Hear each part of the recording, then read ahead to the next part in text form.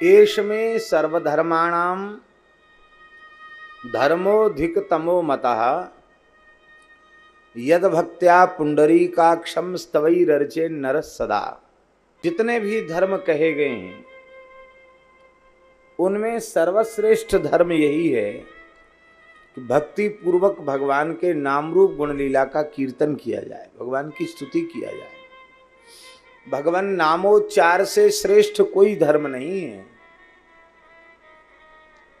और किसी ने सविधि धर्माचरण किया है और श्री नाम का आश्रय नहीं लिया है तो उसका सविधि धर्माचरण भी, धर्मानुष्ठान भी सफल नहीं होगा, सार्थक नहीं होगा।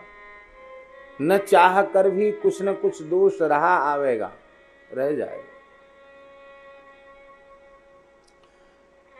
इसीलिए अष्टम स्कंद में श्री शुक्राचार्य जी महाराज ने कहा, मंत्रतस्तंत्रतश्छिद्रम देश कालारह वस्तुतः सर्वं करोतु निश्चिद्रम नाम संकीर्तनम तव। मंत्र का दोष, त्वष्टा जैसे ऋषि के द्वारा भी मंत्र का दोष हो सकता है, तो हम लोग तो बहुत सामान्य अल्पज्ञ ही हैं।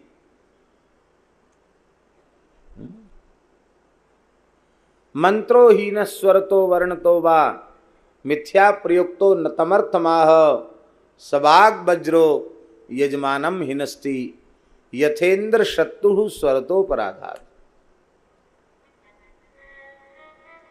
तो मंत्र का दोष, विधि का दोष, तंत्र का दोष, देश का दोष। जिस देश में गोवध जैसे भयंकर पाप हों, गर्भ हत्या, भ्रूण हत्या, ब्रह्म हत्या जैसे पाप हों, वह देश अपवित्र हो जाता है। उसमें किया गया धर्मानुष्ठान भी सफल नहीं होता। पहले जो लाभ सत्यनारायण व्रत कथा के माध्यम से लोग प्राप्त कर लेते थे, अब वही लाभ बड़े बड़े यज्ञ, बड़े बड़े अनुष्ठान करा के भी प्राप्त नहीं कर पा रहे हैं। कारण यही है कि धरती गोवध के भयंकर पाप से लिप्त हो रही है। यही है देश की अपवित्रता, काल की अपवित्रता।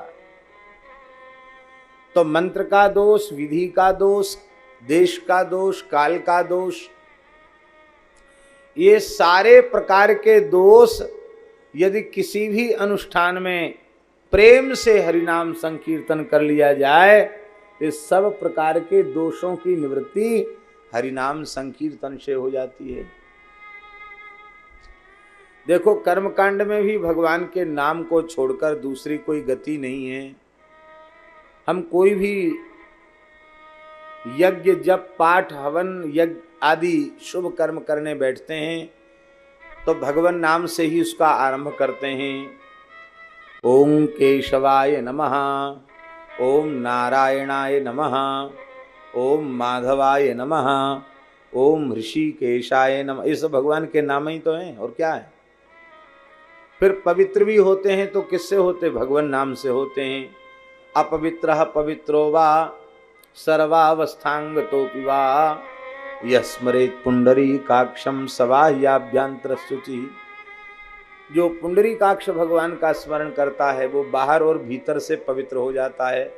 बाहर से भी पवित्र हो जाता है और भीतर से भी पवित्र हो जाता है। तो वहां भी भगवान नाम ही तो आया। फिर संकल्प करने बैठे तो ओम विष्णुर्विष्णुर्विष्णु, भगवान नाम का 3 बार उच्चारण करने के बाद ही संकल्प आरंभ हुआ। इसके बाद संपूर्ण पूजन कर लिया, अब पुष्पांजलि हो गई, प्रणाम हो गया। इसके बाद क्या बाकी रह गया? बोले यस्य स्मृत्या च नामोक्त्या तपो यज्ञ क्रियादिषु न्यूनम संपूर्णताम याति सद्यो वंदे तमच्युतम।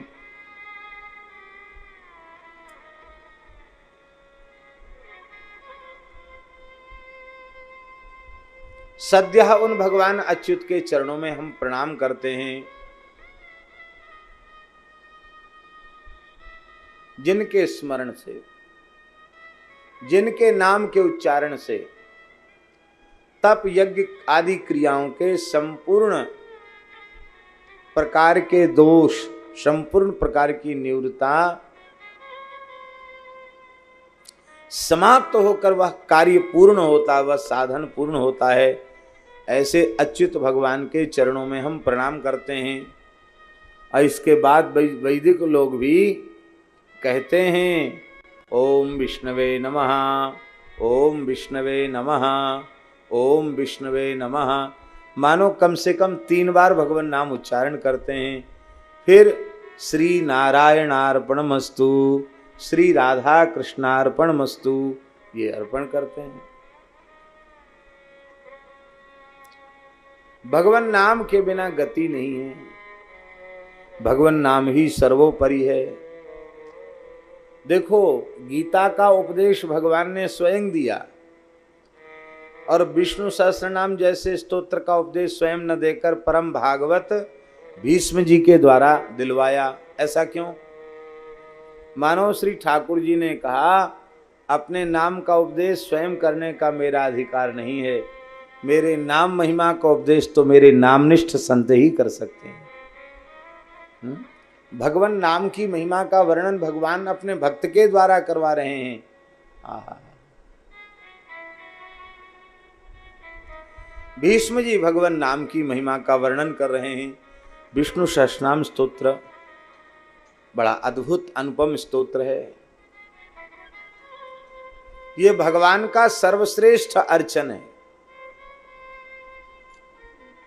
पूज्य स्वामी संपूर्णानंद जी महाराज कहते थे कम से कम 3 पाठ विष्णु सहस्रनाम के नित्य करे तो कभी कोई संकट ही नहीं आवेगा। और वे बारंबार 3 पाठ विष्णु सहस्रनाम के किया करते थे। इसमें भगवान नाम की महिमा है। श्री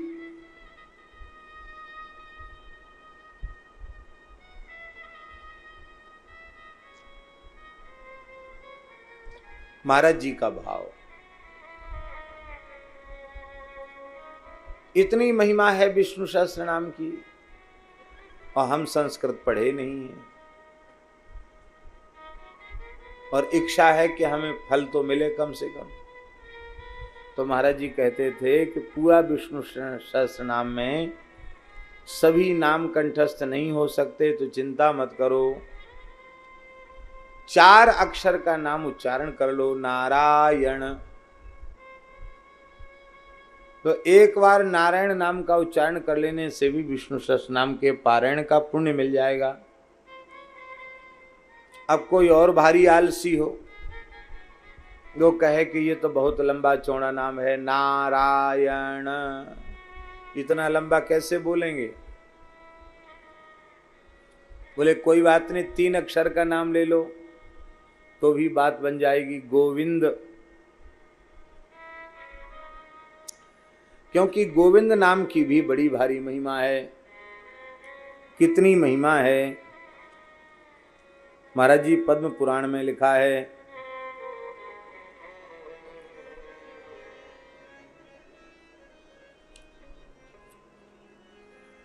गोकोटिदानम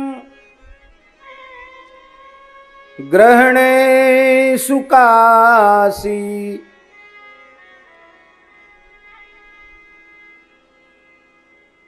1 करोड़ गायों का दान चंद्र ग्रहण के अवसर पर काशी में जाकर करते हैं। गोकोटि दानम ग्रहणे सुकाशी, माघे प्रयागे यदि कल्पवासी। प्रयाग मास में, माघ मास में प्रयाग में जाकर कल्पवास करते हैं। यज्ञायुतम मेरु सुवर्ण दानम 10,000 अश्वमेध यज्ञ करते हैं और मेरु पर्वत के समान स्वर्ण राशि का दान करते हैं और एक बार गोविंद नाम का उच्चारण करते हैं तो गोविंद नामना न भवेच्च तुल्यम, गोविंद नाम की तुलना नहीं कर सकते, क्योंकि ये नाम भगवान की आराध्या पूज्या सुरभि गौ माता के द्वारा रखा गया नाम है, भगवान को बहुत प्रिय है। द्रौपदी ने भी भगवान को गोविंद कहकर जब पुकारा तब भगवान पधारे, वस्त्रावतार लिया। भगवान के श्रीमुख का वचन है, यद गोविंदेति चुक्रोश कृष्णामां दूरवासिनम ऋण में तत्प्रवृद्धम में हृदयान्नाप सरपति। द्रौपदी ने गोविंद कहकर पुकारा, वो द्रौपदी के द्वारा गोविंद नाम की पुकार करने का कर्ज, ऋण इतना अधिक मेरे ऊपर चढ़ गया, भगवान कह रहे हैं इतना भारी कर्जा चढ़ गया है कि आज भी उस ऋण के बोझ से मैं हल्का नहीं हुआ। अब तक मेरी छाती पर वो कर्ज चढ़ा है। महाभारत युद्ध में पांडवों की विजय दिला दी, युधिष्ठिर को चक्रवर्ती सम्राट बना दिया। ये सब किसका फल है? द्रौपदी के द्वारा गोविंद नाम के उच्चारण का फल है। फिर भी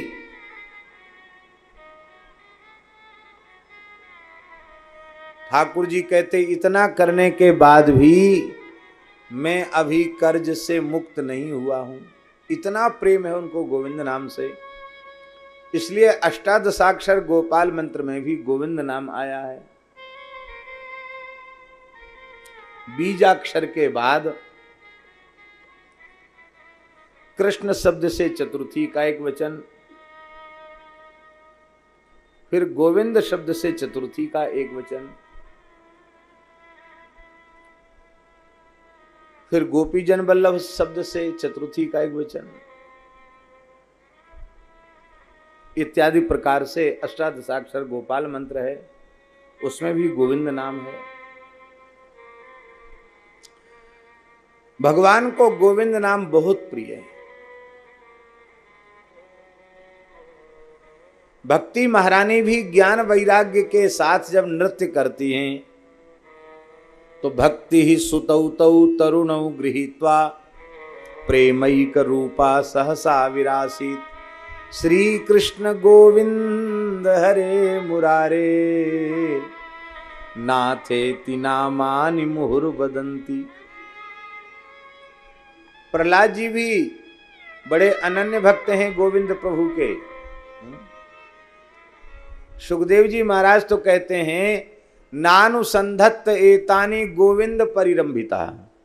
गोविंद के प्रेम में ऐसे विभोर रहते प्रहलाद जी कि शरीर की क्रिया करने के बाद भी उनको अनुसंधान नहीं रहता कि मैंने ये काम किया है। वे चलते फिरते हंसते रोते खेलते खाते पीते सूंघते हुए भी वो उन क्रियाओं से असंपृक्त रहते हैं। ऐसा उनका भाव क्यों? बोले गोविंद परिरंभिता। उनको लगता है कि गोविंद भगवान ने हमें अपनी भुजाओं में भर रखा है। गोविंद नाम की बड़ी महिमा है। पर कोई कहे कि गोविंद नाम में 3 अक्षर हैं, संयुक्ताक्षर भी है और लृतुलसानाम दंताहा, ठीक से दांत न हो मुंह में तो उच्चारण ठीक होता नहीं। तो गोविंद गोविंद गोविंद गोविंद भी जल्दी जल्दी कोई नहीं कर पावेगा। और सरल उपाय बताओ जिसमें दांत न हो तो भी काम चल जाए, बालक से लेके बूढ़ा बोल सके। तब उसका उपाय शंकर जी ने बता दिया। राम रामेति रामेति रमे रामे मनोरमे सहस्रनाम तत्तुल्यम राम नाम वरानने। सहस नाम सम सुनी शिव बानी, जप जे पिय संग भवानी। सहस नाम सम सुनि शिव बानी, जप जे पिय संग भवानी।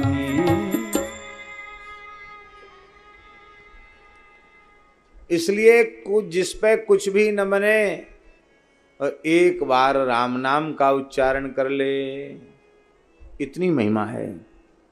अब बालक से लेके वृद्ध तक, क्योंकि रकार में, राम में जो रकार है उसका उच्चारण स्थान मूर्धा है और मकार का उच्चारण स्थान ओष्ठ है।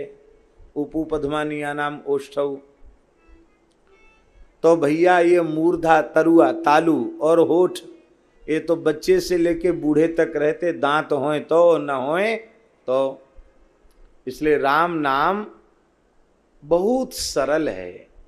भगवान नाम में भेद नहीं है, भगवान में भेद नहीं, भगवान के नामों में भेद नहीं, पर उच्चारण की दृष्टि से राम नाम में सहजता, सरलता ज्यादा है। बहुत जल्दी उच्चारण किया जा सकता है, राम राम राम राम राम राम राम। इसलिए रामचरितमानस के महात्म्य का हेतु क्या है? बोले यही मह रघुपति नाम उदारा, अति पावन पुराण श्रुति सारा। अब वो नाम कौन सा नाम? बोले मंगल भवन अमंगल हारी, उमा सहित जही जपत मुरारी। भगवान शिव भी जपते हैं और भगवती पार्वती भी उसी को जपती हैं। और नाम साधना के बिना, श्री राम नाम साधना के बिना ब्रह्मानंद का, ब्रह्म सुख का अनुभव स्वप्न में भी संभव नहीं है। इस बात को नाम वंदना के प्रकरण में गोस्वामी जी ने स्पष्ट कर दिया है। ब्रह्म सुख ही अनुभव ही अनूपा, अकथ अनामय नाम न रूपा, जाना चहि गूढ़ गति जेऊ, नाम जीह जप जान ही जो। अपनी जीह से, अपनी जिह्वा से राम नाम का जप करके और श्री राम जी के गूढ़ रहस्य को, तत्व को वे जान सकते हैं। 9 दोहा हैं राम नाम वंदना के। नाम वंदना के 9 दोहा हैं। 9 दोहा का मतलब होता है, 9 का अंक पूर्णांक है। इसका मतलब है ये परिपूर्ण। यदि आप अपने जीवन में परिपूर्णता चाहते हैं, भगवत तत्व का अनुभव प्राप्त करके, तो गोस्वामी जी के 9 दोहा का आश्रय ले लो। परम पूज्य श्री प्रेम भिक्षु जी महाराज, मिथिला की पवित्र भूमि में जिनका प्राकट्य हुआ था, छतौनी गांव में, ये मुजफ्फरपुर के निकट है, हम होके आए हैं छतौनी गांव। मिथिला की पवित्र भूमि में श्री प्रेम भिक्षु जी महाराज का जन्म हुआ था। इस युग के महान नामनिष्ठ संत दासबोध में समर्थ स्वामी रामदास जी ने लिखा है कि श्री राम जय जय राम, इसका श्रद्धा पूर्वक 13 करोड़ कोई जप करेगा, उसे श्री राम जी का प्रत्यक्ष दर्शन होगा। ये घोषणा की है श्री दासबोध में समर्थ स्वामी रामदास जी ने। और उन्होंने हनुमान दांडी नामक जगह में प्रेम भिक्षु जी महाराज ने रहकर 1 छटाक चना भिजाकर खाते थे और 13 करोड़ श्री राम नाम, श्री राम जय जय राम का जप किया। और अनंत प्रणवाकार ज्योति के मध्य द्विभुज अभय और वरद मुद्रा में श्री रघुनाथ जी का मंगलमय स्वरूप का प्रत्यक्ष दर्शन उनको हुआ। और दर्शन ही नहीं हुआ महाराज जी, वे जब कीर्तन में भावाविष्ट होते थे तो वही स्वरूप उनके नेत्रों के सामने प्रकट हो जाता। प्रेम भिक्षु जी महाराज ऐसे अद्भुत महापुरुष प्रेम भिक्षु जी महाराज, श्रीमन महाप्रभु जी की जो भाव दशाएं हम लोग सुनते हैं, लीला में दर्शन करते हैं, वे भाव दशाएं उनके श्रीअंग में प्रकट दिखाई पड़ती थी। श्री जगन्नाथपुरी प्रेम भिक्षु जी महाराज गए, उस समय वो इतनी उन्माद की दशा में थे कि उनको अपने शरीर का भी होश नहीं था। और उस समय श्रीमन महाप्रभु जी ने अपने पूरे परिकर के सहित उनको दर्शन दिया, प्रत्यक्ष। बहुत पुरानी बात नहीं है, 60-70 साल पुरानी बात होगी। महाप्रभु जी ने उनको दर्शन दिया, श्री गौरांग महाप्रभु ने पूरे परिकर सहित दर्शन दे करके कहा कि इस समय लोग विजय मंत्र का जो महात्म्य है भूल चुके हैं, आप श्री राम जय जय राम इसका प्रचार कीजिए। उसके पहले उनकी प्रचार में प्रवृत्ति नहीं थी। और आज 50 वर्ष से ऊपर हो गया उनको भगवत धाम गए हुए, और लगभग 7-8 जगह अखंड श्री राम जय जय राम का कीर्तन हो रहा है, बिना एक पैसा खर्च किए। आप सोचो महापुरुष के संकल्प में कितना बड़ा बल होगा। प्रेम भिक्षु जी महाराज, तो प्रेम भिक्षु जी महाराज कहते थे कि संपूर्ण रामचरितमानस पढ़ो तो अच्छी बात है, पढ़ना चाहिए, लेकिन वो कहते थे कि नाम वंदना पढ़ लो तो समझो नाम वंदना मानस जी का प्राण है। ये 9 दोहा रोज पाठ कर लो तो श्री प्रेम भिक्षु जी महाराज कहते थे संपूर्ण मानस जी के पाठ का फल आपको प्राप्त होगा। क्योंकि मानस जी का फल ही राम नाम में प्रीति है, और राम नाम में प्रीति इन 9 दोहे का आश्रय लेकर के राम नाम में अनन्य प्रीति हो जाएगी। बोलो भक्तवत्सल भगवान की जय।